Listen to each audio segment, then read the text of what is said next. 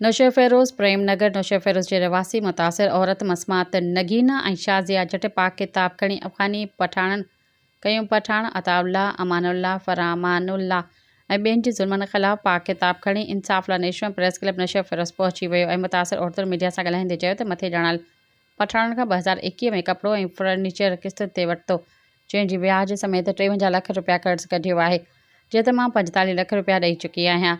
हाणे मूंखे ब्लैकमेल करे 53 लाख रुपया घर करे रहिया आहिनि। अहिड़े इंसाफ़ लाइ मां कोर्ट सॻोरे में दरख़्वास्त दाख़िल कराई। नोटिस अचण खां पोइ पठाण मुंहिंजे घर ते ऐं मूंखे मुंहिंजे घर भातियुनि खे ज़ख़्मी करे घर में पियल सामान मोबाइल चोरी करे खणी विया आहिनि, जंहिंजो केस मां नौशा फ़िरोज़ थाणे ते दाख़िल करायो आहे। उन खां पोइ ही पठाण मुंहिंजे कुटुंब जा वेरी बणिजी पिया आहिनि।